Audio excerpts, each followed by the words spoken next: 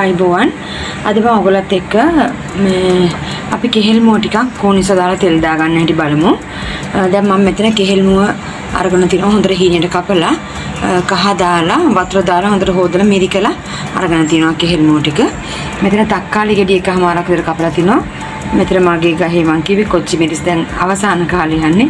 ඒ කොච්චි මිරිස් කරල් දෙක තුනක් කපලා අරන් දෙනවා. නැත්නම් අවමිරිස් හරි කැමති නම් දාන්න. රම්ප කැලි දෙක තුනකුයි කරපිංචයි තියෙනවා. ලුණු ගෙඩි එකමාරක් විතර කපලා ගත්තා. මම මෙතන කෝනිසෝ ටිකක් හොදලා හොඳට ඒකත් වතුර මිරිකලා අරන් තිනවා. අපිට තෙල් අවශ්‍යයි. ලුණු කුඩු අවශ්‍ය තරමට අවශ්‍යයි. ඊළඟට කැලි මිරිස් කුඩු. මේවා තමයි අපිට අවශ්‍ය වෙන්නේ මේක තෙල් දාගන්න. දැන් මම තාච්චි ලිපේ තියලා ලිපැරලා මම ඒකට අවශ්‍ය තරමට තෙල් ටිකක් දාගන්නවා. අපි තෙල් ටික රත් වෙනකොට අපි ඒකට දාගන්නවා කැලි මිරිස් කුඩු. ඔයගලන්ගේ දැවිල්ල රස අන්න. ඒක දාපු ගමන් අපි ඒකට කරපිංච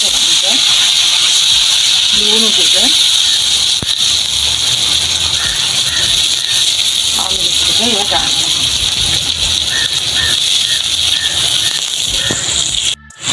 මේකෙදි ඔයගලන් මේ කුණිස දාන්න නැත්නම් මේකට දාන්න පුළුවන් උඹලකඩ.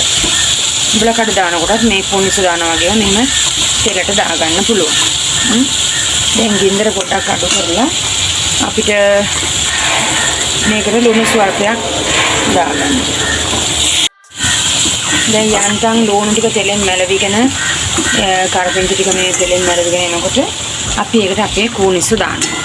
මේ වෙලාවට කූනිස්සු හරි උඹලා කඩ ටික හරි දාගන්න. උඹලා කඩ දැම්මත් කමක් නැහැ.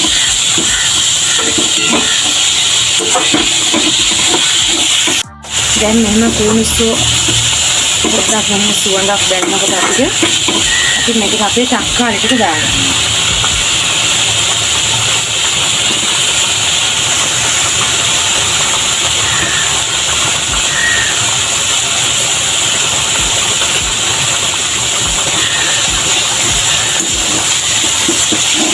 හොඳට තක්කාලි එක්කත් මේක පොඩි කරලා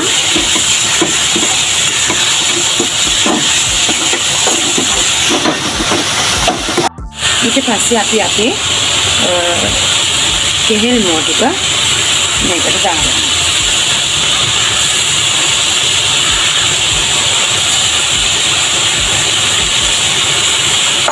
දාගෙන අපි දාපු ලුණු ප්‍රමාණය මදි නිසා අපි කෙහෙල් මුවටත් ලුණු ටිකක් දාගන්න.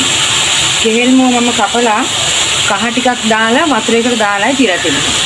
ඉතින් ඒකට අවශ්‍ය තරම ලුණු ටිකක් දාගන්න. ඊට පස්සේ මේක හොඳට ගින්දර ටිකක් අඩු කරලා හොඳට කලවම් කරන්න ඕනේ. මේකට වතුර ස්වල්පයකුත් දමා ගන්නවා.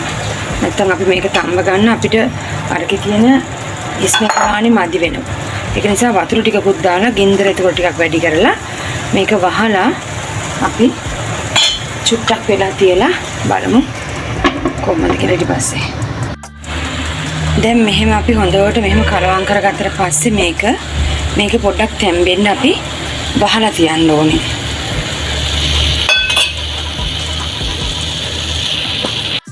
ඊළඟට මේක ආයෙත් වහමු.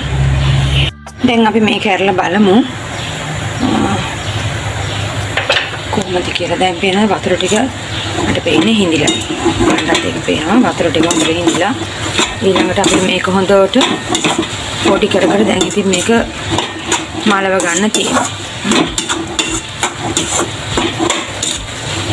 දැන් මෙන්න මේ ආකාරයට පොඩි කරලා හොඳට මලව ගන්න. මේ වෙලාවේ ඉතින් අර කෝන්ස දාලා ඒ තෙල් දැම්මම හරි සුවඳයි. ඉතින් ටිකක් වෙලා තව මෙහෙම පොඩි කර කර අපි මේක තෙලෙන් මලව ගමු.